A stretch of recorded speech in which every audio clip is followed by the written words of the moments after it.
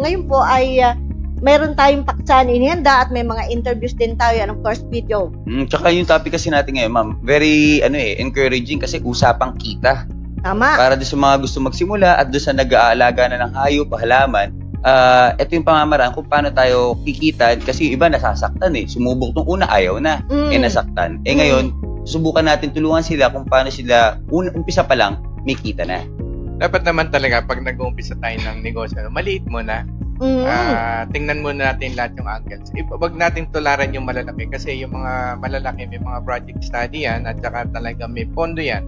Kumbaga mahaba ang pise. Oo. At saka sabi nga natin, everything is well planned. Ayun. Saka very flexible. Let's say may nangyari, alam they can shift to another course of action para hindi ma-offset nila yung losses nila. Ganon. Pero kung nag-uumpisa pa lang tayo, let's start from the scratch. Yes, let's start small. Yes. Oo, pero sabi nga hindi nahahadlangan ang ating mga kababayan na gustong kumita. Kung may maliit silang puhunan, pwede na po tayo magsimula.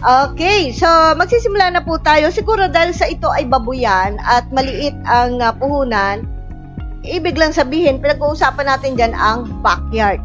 Iyan po yung mga ideya nung iba na gumamit sila ng pusot at saka yung iba naman ay ipa sa beddings. Backyard po yan. Ano po ang inyong comment dito sa style nila? At yung iba matataas talaga ceiling yan. Doon sa nakikita ko mga kaibigan natin na ganyan ang ginagamit. Gumagamit po ng pusot, gumagamit ng ipa. Ang maganda lang po doon, hindi nangangamoy sa kapitbahay.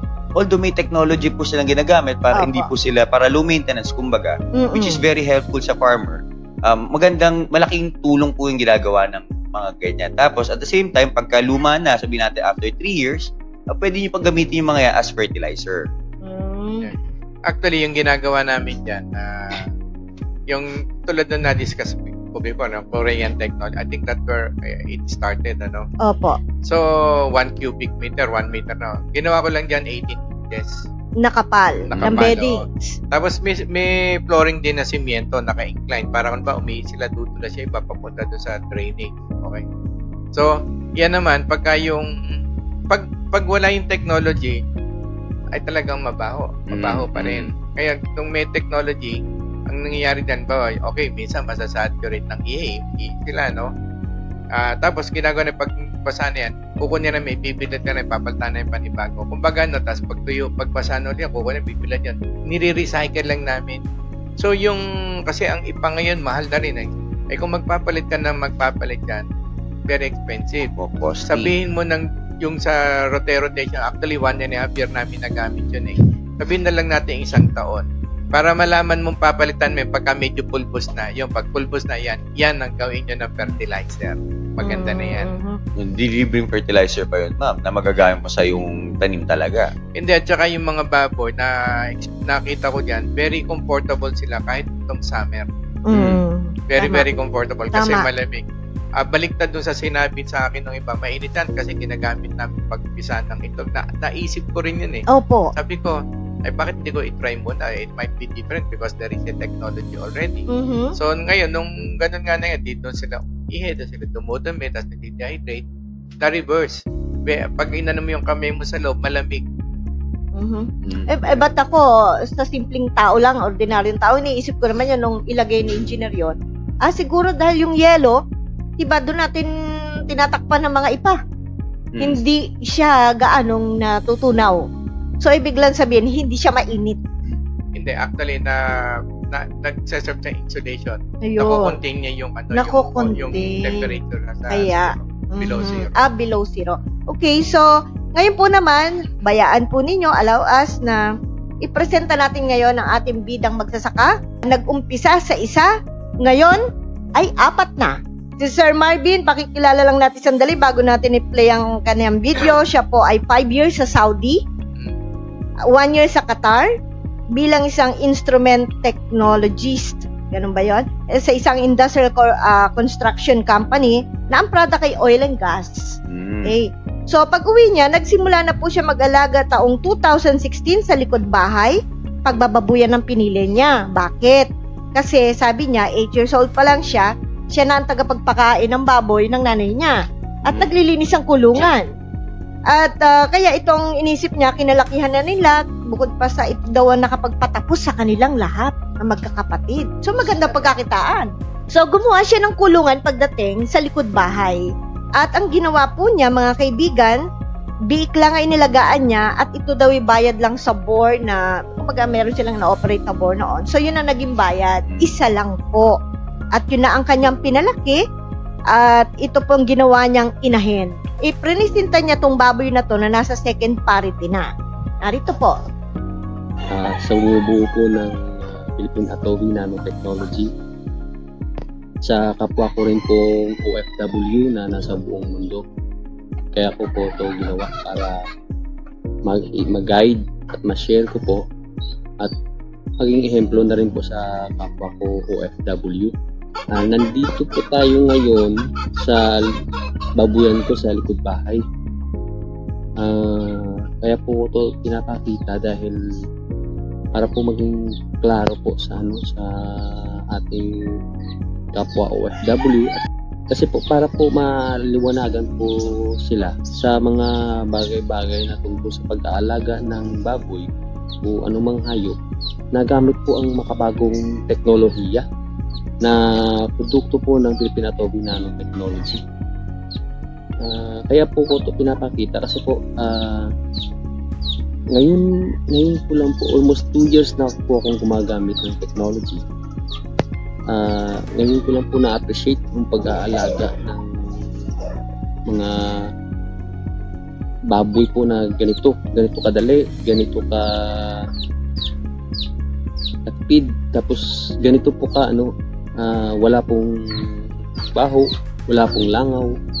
Kasi ako, bawal po kasi ako talaga sa dahil may sinusitis po tayo eh. Kaya po mas masakit po sa ilong yung talagang iindahin mo talaga pag may sinusitis kayo, yung baho ng baboy, ganun. Pero dito, sabi nga nila, yung baho daw ng baboy iba pera. Pero dito wala kang maamoy pero may pera.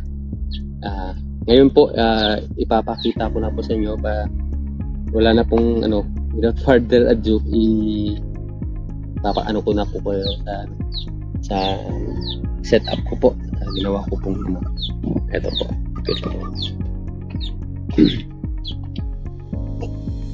Yan po. Ito po yung yung setup ko. Bali, ito po yung inahin ko. Ito po yung pinakaunang inahin ko. Ito, nag-umpisa lang po ako sa isa. Bali, ngayon nanganak siya. Siyam. Tapos, pang fourth parity na po niya to. Bali, ito yung yung kulungan po is 3 by 3 meters. Tapos hindi po yan nakasemento, may beddings po yan na na sawdust. Po, yun po galing po sa tistisan ng ng kahoy. Ayan po. Tapos hindi naman po talaga kasi kailangan gumastos yung yung pagbababoy. Mag-umpisa lang po kayo sa isa. Tulad po yan, ako nag-umpisa ako sa isa. Tapos bali ngayon magiging tatlo na po, may ito pang apat na to yung inahin ko. Ito pang apat yung dalawa ang lumalaga. Ito po yun dito po yun po yung sa kabila, yun po yung isa, manganganak na po yan sa manganganak na po yan sa 25. Tapos yung sa kabila mga 2 months na po yan sa buntis. Kaya po nung umpisa isa lang, kaya po dumami nito kasi ito po yung siya, ito po yung nanay nila. Tapos saka ito po yung yung anak niya, dalawa ginawa kong inahin, yung unang panganak niya yung first parity. Tapos ito po yung sa bali apo niya po to, apo na po niya, anak po nang sa kabila. Product to ng artificial insemination na in-order ko po sa Babies AI Center po Dakteng. May iniwan ako isa, yung anak nila doon. So, ito po yung setup ko. Kung makikita nyo po na sawdust, kung tanong yan, bakit sawdust? Kasi po, dito sa amin, yung ipa, binibenta. Meron naman din na may-ari ng yung binibilan ko na construction supply, kaibigan ko, pinapakuha lang sa akin, binibigyan lang sa akin yung sawdust. Kaya yun, sawdust yung ginamit ko. Kasi siyempre, hindi binibili, walang presyo. Makakatipid ka. Tsaka ito po, sa nakikita nyo, hindi na po ito pinapaliguan. Hindi na po kayo maglilinis. Ganyan na lang po. Dagdag lang po kayo ng dagdag ng beddings. O pamanyan, o sawdust. Yung available po sa inyo, kung ano po yung available sa inyo. Bale, tsaka ito po yung yung roofing. Ang framings nito is kawayan. Kasi po, yung area ko po to, malapit po ko sa creek. Yun, may doon. Marami pong nakatanim na kawayan. Diyan. Marami pong nakatanim na kawayan. Kaya ito po yung ginamit ko.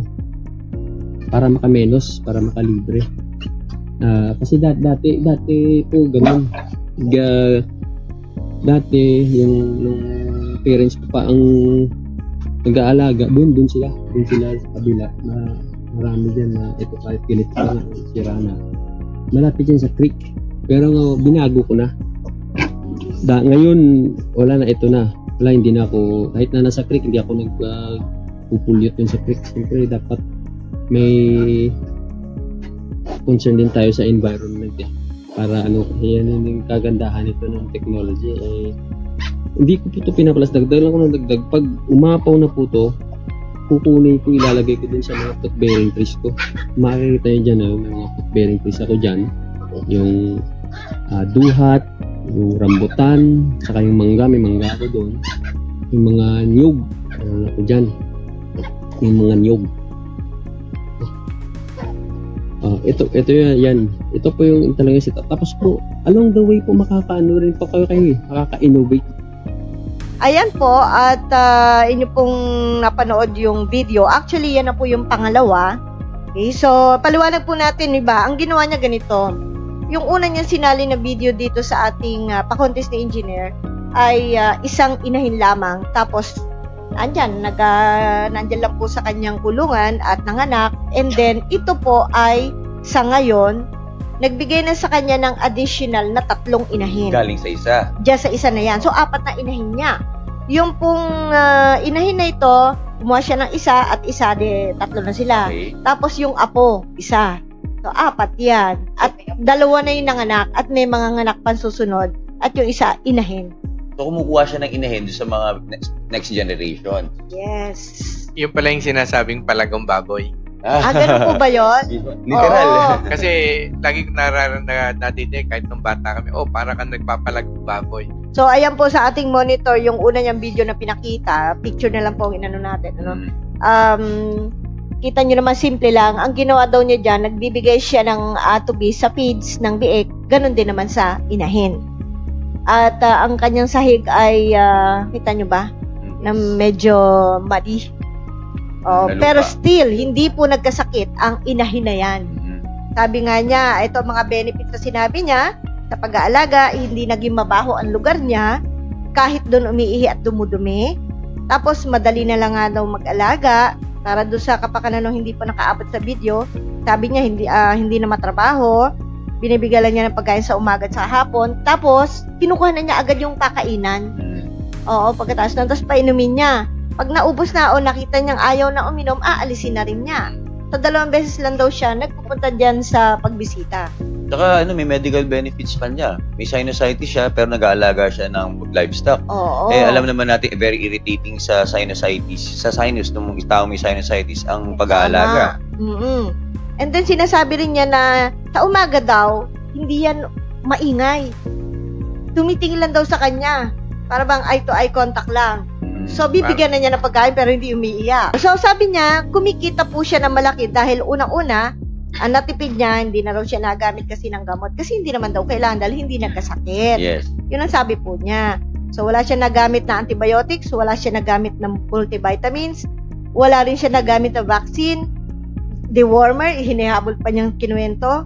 Tapos sa tubig at kuryente, super tipid, hindi pa raw malangaw, at nagagamit pa niyang pataba ang dumi. Yan. Yung sa hindi siya nagamit ng gamot at mga vitamins lahat, actually maganda yung ginagamit niya. Kasi kalimitan ng mga feeds meron na noon. Yes. Oo. So, maaaring nakatipid siya sa mga additional. Just in case naman, nagkasakit ka na. It's very efficient dahil may gamot na yung mga feeds ngayon, lahat na andun na. Kasi may mga mitigation program nilalagay sa formulation yan. Opo. So, maganda yung feeds. Opo. Para tularan din ng iba nating mga OFWs, ayan na po yung nanganak niyang baboy. Recently lang po yan, sabay pa nga halos. Magkasunod lang daw yan. So, meron pa siyang inaantabayan ng isang manganganak at yung isa ay dumalaga. Ito, yung baboy na fourth parity na. So, fourth parity na siya, wala pa rin problema. I-ano lang natin, doon po sa hindi pa masyadong hasad yan, pag sabi natin fourth parity, 4 na beses na panganak. 4 na panganganak. Ayan. So, ang kanyang dosage na ginamit po ay 1 kilo feeds plus 1 teaspoon atobi. Nilalagyan niya ng atobi ang feeds ng inahin, pati biik. And then po, sa pagpapakain naman, nakaka 200 grams daw siya sa piglet niya per day. 2 kilos naman sa inahin. Pasintabi po sa mga kumakain at nagluluto. Narito po ang isa pang post ni Sir Marvin June Nabaha. Ay ba yan? Oo. Wala natin kung ano yan. Chocolate. Puto bongbong yan. Oo naman. So, ito po si Sir Marvin June Nabaha. Minsan daw nakakatuwaan nila na kapag dumadalaw yung kanyang mga kaibigan o bisita, nagkakape sila and then china-challenge niya. Sige, kung may langaw na dadapo, bawat isa, 50 pesos. Pero hanggang sa makaalis, walang dumadapo na langaw. Tsaka ma'am, kahit gaano kalaki ang hawak ni Sir Marvin. Hawak niyang dumi, ano? May ano na yan may kusot na kasi yan. Ganyan siya ka-confident na yung hindi mabaho, hindi malansa yung pakaramdam, hindi nakakadiri kumbaga. By the way, baka makalimutan natin, nagbigay naman ng iron si Sir Marvin doon sa kanyang biik. Oo, nagbigay siya. Pero yung oxytocin din na raw niya kinailan kasi hindi naman mahirap manganak yung kanyang inahin. Pero tayo, tulad sabi ko, hindi naman ganun kamahalan yung mga antibiotic. Kasi pag nanganak ang baboy, syempre expanded yung tissue, may mga laceration yan. Opo. Kapag ang laceration yung parang mga napupunit na tissue, so open yan, sugat yan eh. So pwede siyang ma-infect. So prevention na lang para sigurado. Okay, so bigay pa natin iba pang additional report about Sir Marvin June Nabaha na siyang bida nating farmer. Ang sabi nila ay target nila every year 2 inahin ang dapat ma-produce nila. And then kahit malang 10 mag-stop daw sila kung sakaling pwede na sila mag-focus doon. So sa ngayon ay 2 anak, 1 inahin, 2 anak nun at 1 apo. Yan ang 4 niyang inahin ngayon. You see? So maliit na puhunan, umaasenso siya. Nagsimula sa 1, ngayon 4 na. Tsaga-tsaga tsaka maintenance lang. So, ayun, wala po daw silang wala naman daw nire-require sa kanilang permit ang barangay kasi unang-una ay subdivided agricultural lot yun. Dati raw pong tubuhan yung lugar niya. And then, yung kanyang mga katabi, dati rin nag-aalaga ng baboy at saka manok. Pero nagsara. Kasi mabaho. Eto po ang isa sa pinaglalagakan ng dumi plus spray. Kumbaga, nilagay ang dumi ng hayop na may atobi sa mga puno niya, duhat at iba pa. At itong mangga, isa yan. And then, inisprayan din niya. Maganda mamulaklak ko. Ayan. So, napakaganda for the first time daw na mulaklak na. So, ito na po ang papaliwanag ni Miss Ana, yung feeding management na pwede nyo rin tularan sa inyong inahin. Kasi baka tayo ay nanghuhula lang kung gaano karami, ano? Oo. So, yan, nakikita natin yung feeding management. Kung killed or breeder pa lang yung inaalagaan nyo, at least 2.5 kilos per day yung ipapakain lang natin. So, hanggat maaari po, wag po tayong susobra dun sa 2.5. Kasi pag sumobra tayo, maaring tumaba yung ating breeder sa 2.5. Or hindi naman tayo pwedeng bumaba pa as 2.5 or gawin nating 2 kilos. Dahil sobra naman siyang papayat siya. Hindi rin naman maganda yon. And then, pag buntis na po yung inahin, 1 to 21 days, 2 kilos per day. And then, doon sa 22 to 90 days, may 2.5 kilos yung per day yung ating ipapakain. So, pagdating po ng 91 to 100 days, 2.8. So, mapapansin nyo kung bakit 2.8. So, para mas masustain yung pangangailangan ng inahin at saka yung mga biik. Kasi doon sa time na yan, dyan mas nag-develop yung mga organs, yung mga development ng mga biik. Diyan po sa days na yan. Sa panahon na yan. Yes, sa mga panahon. Pagdating naman po ng 100 at marapit na siya mga anak, uti-uti natin siyang i-reduce ng 2 kilos kasi doon sa days na yan, medyo critical. Maaari pang matunaw yung mga biik dyan sa mga days na yan. Kaya 2 kilos lang yung iba gumagamit ng sakater bandara. Oh, yes. Yung iba nga, ang perception nila is, doon sa malapit na mga nagpapakain sila ng more than 2 kilos pa. Which is hindi maganda dahil mahirap ang mga anak at yung pa nga, ang sinabi ko, maaring pag nanganak na yung ating inahin, maaring mamatay yung mga biik kasi sobrang lalaki sila. Yun na nang nagiging diferensya. So, yan yung ating mga feeding program na dapat nating isang alang-alang pag meron tayong mga inahin. Para ma-reduce po yung mortality at saka doon sa madaling makarecover yung ating inahin. At of course, siyempre, naandyan yung technology para mas makakatulong. Kung sakali man, ang ipatake nila na feeds doon sa inahin na halimbawa po, nangangalahati pa lang ng pagbubuntis sa period na dapat kalahati, palagay na nating 7, ilan yung kalahati ng 114? 114, 7, yan, mga ganon. Oo. 72. O, yan. 72. Ayan. Basta't kalahati ng period na kanyang pagbubuntis, ipinakain niya ay lactating. So, sorry. Okay lang po yan. Hindi, okay naman. Kasi may mga pagkakataon na hindi natin masasabing, yun ang pinakain. May time na walang available sa market. Pwedeng ganun kasi meron tayong ganun na customer na nangyari. Okay lang yun. Pero, wag nating sobrang hanggat maaari hanggang 1 day lang yon. So, tapos wag nating pakakain lahat. So, kung 2 kilos hanggat maaari, 1.5, magre-reduce tayo sa pagkain. Dahil masyadong masustansya ko ba yung lactating at saka mataas ang energy niya, which is hindi dapat kailangan doon sa mga breeder. Yun bang NBM applicable sa inahin? Yes. Mas maganda. Halimbawa nga, yun na sinasabi ko na wala, pwede muna nating ibigay yung finisher or grower. Tapos lagyan natin siya ng NBM plus technology. Kasi yung breeder feeds to grower, halos magkapareho lang sila ng nutrient content. Nagkakaiba lang doon sa calcium content. Yan po. So, which ikayang naman i-sustain ng ating NBM plus yung ating technology. So, yan po ay feeding management na pwede niyong tularan sa mga may inahin para yung pong maliit ninyong puhunan, isang inahin, mula sa pattern na ginawa niyong inahin, aasenso talaga kayo sa pagbababuyan. Ma'am, kaya naman natin ginagawa to para makatulong tayo sa mga local farmers natin kung paano sila mas makakatipid in the sense na mas makakatipid sila sa cost ng pagkain nila at mas lumaki yung kanilang kapital just in case gusto niyo po magparami ng inyong alaga. And sample po ng ating isa pong formulation pa na binigay ni Miss Ana.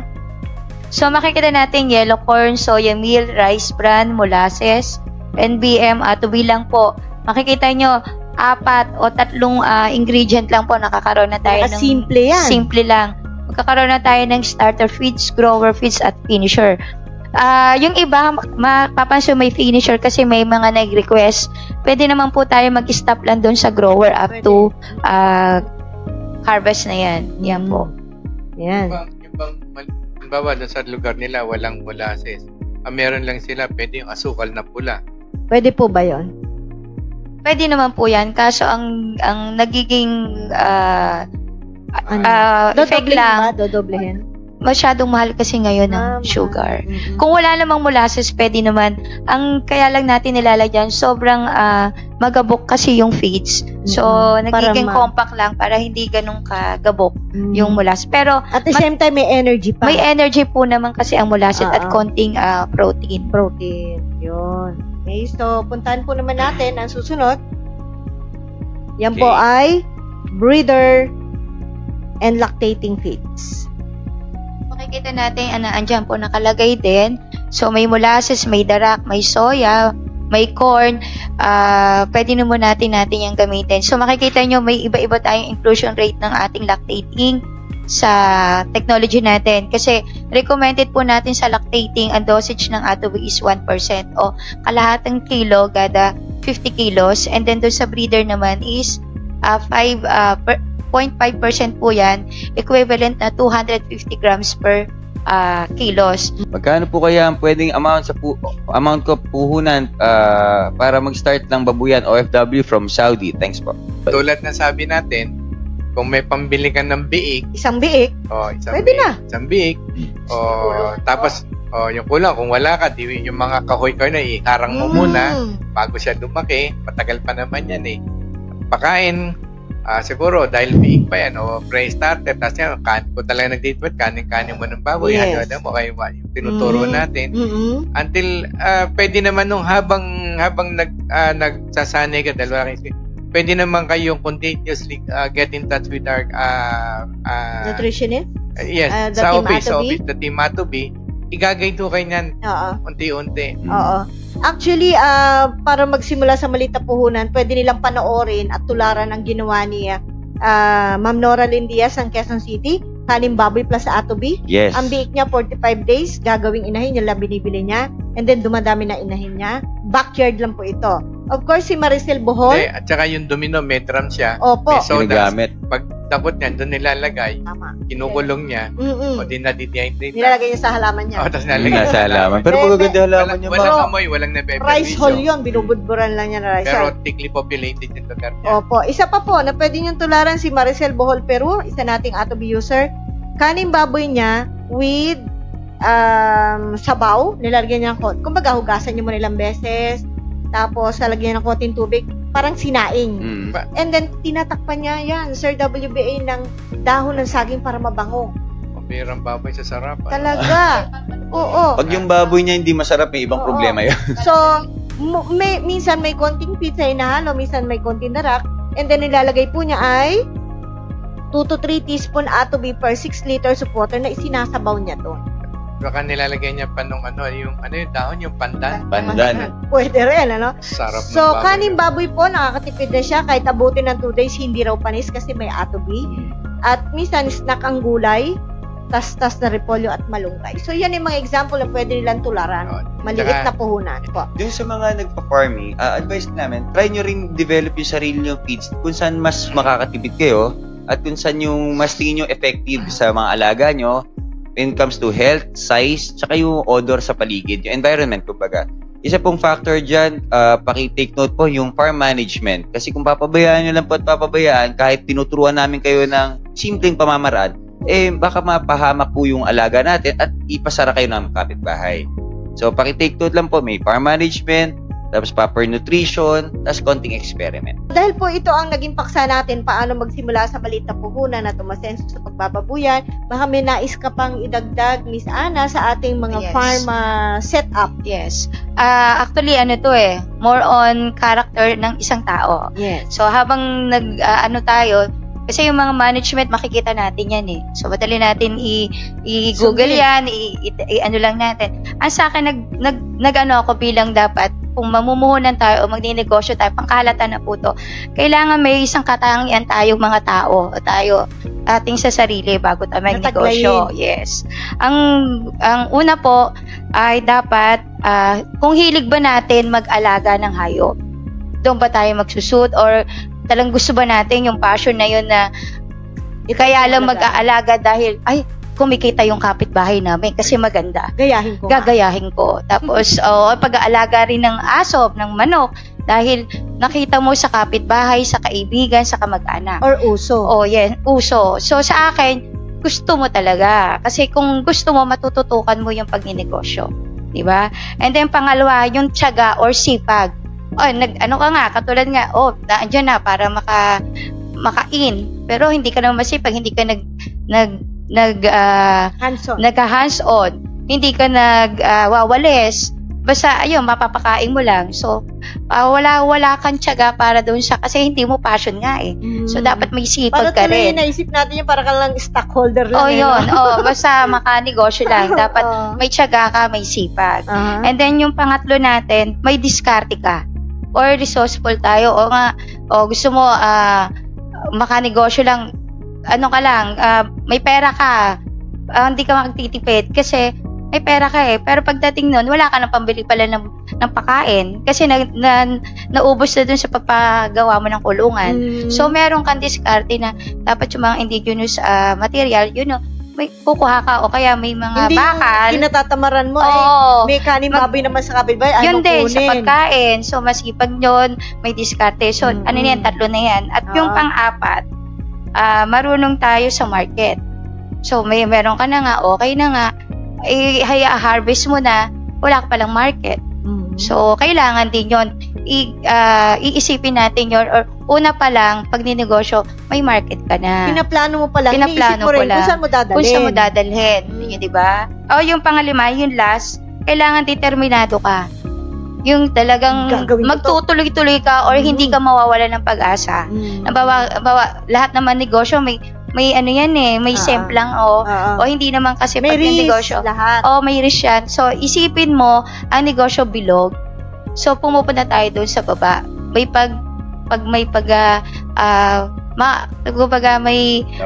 may downside yan. So, pag tataas naman yan eh. So, yun. Huwag kang bibitaw, kumbaga, para magtuloy-tuloy. Magpag-aralan mo mabuti habang nandun ka, di ba? Isa lang po yan doon sa mga naisip natin as character natin.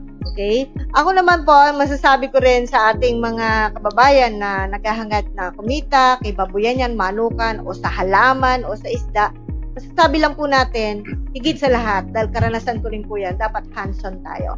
Tayo mismo ang nakaupo, hindi tayo ay umiikot lang at nagmamando. Kailan alam nyo po kung kayo ay nasa tamang landas ng ginagawa, tama ang ginagawa ng tauhan nyo, huwag lahat iasa sa kanila at huwag naman sila po ang masunod over you.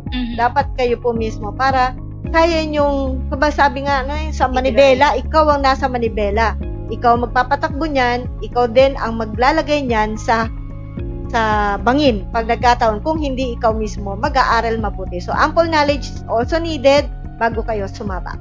Okay, so mga kaibigan, Team A2B will continue to educate, share, and inspire others. Magandang umaga po. Magandang umaga po, bye-bye!